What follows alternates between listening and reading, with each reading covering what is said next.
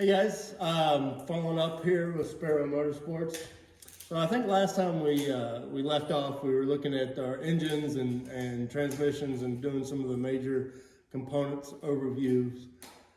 We determined that even though we have some wear on Wasabi, the 408 stroker here, we decided to leave that engine alone and move on to other prep. So with that, we took the intake off, had the fuel injector sent off, flow tested and cleaned. Found a couple of them had a couple clogs in it, so I'm glad we got that taken care of proactively.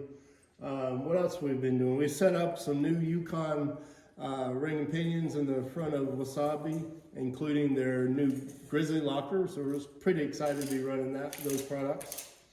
We got the transmission sent off to have rebuilt. We've gone through the Atlas transfer cases and they're all looking in good shape. And continue on with our prep, we decided to take a look at the complete axle assembly. And good thing we did, because we found one of our kingpins is actually unthreading itself and starting to remove itself. So because it's tight, it's completely jammed up. I don't want to strip the threads out. So what we're going to do, we're just going to weld her in place and let her ride. We can't really afford to put a whole new axle on this thing before KOH. So we're going to patch her up and hope for the best. Continuing on with our prep, one of the things we always do is check our Heims, check our bolts, replace our bolts, basically no matter what. We always like to throw new bolts in it before a big race like this. This year we've made some changes.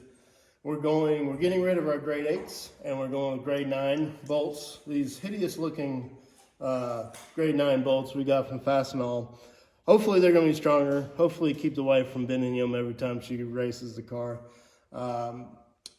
In doing so, what we found happens with our tabs, they actually get crunched in. Our misalignment spacers will start to wear in and they'll get crunched in. And we had a friend out here a couple weeks back, John Balducci, gave us a great idea on how to fix that. And so I came up with this little contraption here where to space these back out, I'll put this bolt in here and have a spacer, lock it down, and then I have both nuts on the inside of the spacer, and I'll wrench this one out, fixing the tabs, correcting them to be back in the right width. And then additionally, we started to use this torque seal instead of our paint pens. It's got a nice feel to it. You can actually see if they break, if the seal breaks. So we're trying a few upgrades there. So with the new bolts, we also, since we have all the link suspension out, always check the Heims and make sure they're in good shape. And these Barnes Heims have been holding up great. They actually have a few races on them and they're still tight as brand new. So we're going to run them for the big race at KOH. So on Ginger here, we sent off an oil sample to have analyzed to see what the health of the engine was. And it came back a little high on lead, but we suspect that's the fuel we've been running. That's a non-ethanol 91 gas, and then we mix in some race gas to bring up the octane around 93. But anyway, the oil sample came back good. Again, with this car, we sent off the injectors to have them cleaned and flow tested. They all came back good. There was nothing wrong with them. We pulled the fast intake off, took it completely apart, found a couple seals that were broken, and we replaced them and cleaned everything because we actually had a lot of dust in there from our Moab race. So this engine's pretty much ready to go again.